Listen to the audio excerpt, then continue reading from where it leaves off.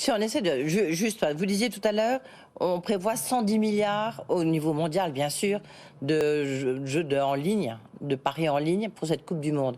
Donc je rappelle, un peu plus d'un demi-milliard, vous nous disiez entre 500 et 600 millions. Évidemment, ça dépend du score de l'équipe de France. Les jeux en ligne, ça représente combien au niveau mondial et combien en France ? Alors, au niveau mondial, le chiffre, je ne saurais pas. Oui, tellement astronomique, j'imagine, il est difficile. Il est gigantesque. Ouais. En France, c'est un peu plus de 1,2 milliard. Donc, les jeux. Et ça croît beaucoup paris sportifs en ligne. Oui.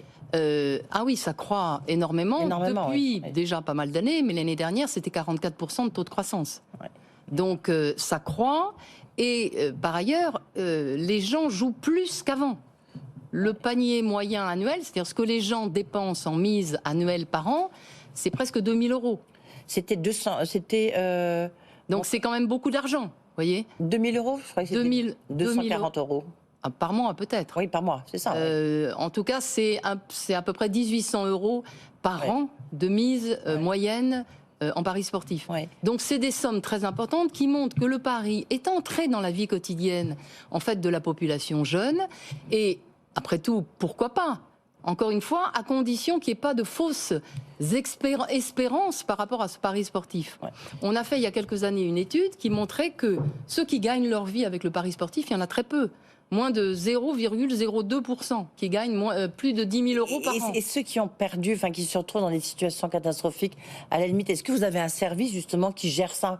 À la Française des Jeux, il y a un service qui gère ceux qui ont gagné au loto, qui ont gagné beaucoup, pour leur expliquer, voilà, ça va vous tomber dessus, vous allez voir, faites attention. Et vous, à l'inverse, est-ce que vous avez ceux qui ont beaucoup perdu ? Alors, on a en tout cas beaucoup de témoignages et de plaintes de gens qui ont beaucoup perdu, qui d'ailleurs, dans certains cas, se voient continuer à se voir proposer des bonus et des gratifications de la part des opérateurs de paris. Donc, vous voyez un petit peu la difficulté qu'il y a.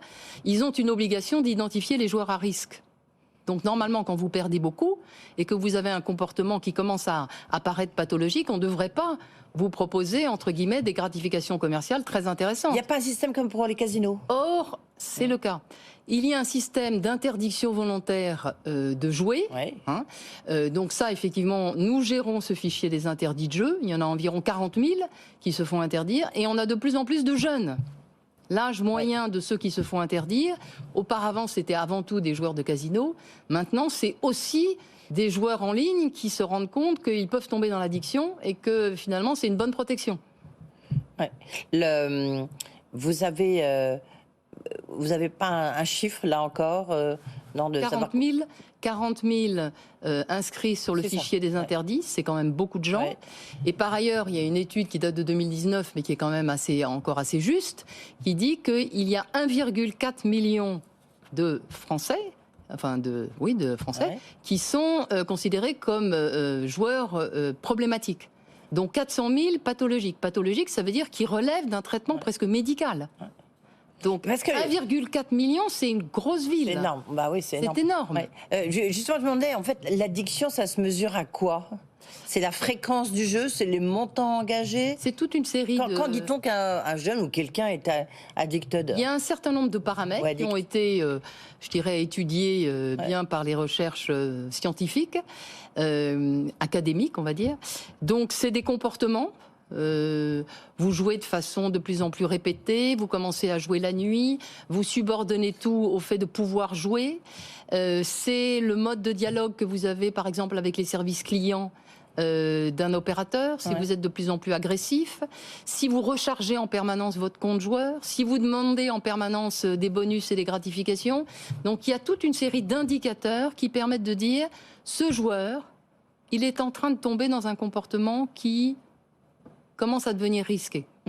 Et donc, nous travaillons justement avec les opérateurs pour concevoir une sorte de guide pratique qui va permettre de définir justement les indicateurs à partir desquels on peut considérer qu'on identifie un joueur problématique. Il sortira quand, cette guide pratique ? À la rentrée, là, février. Ouais.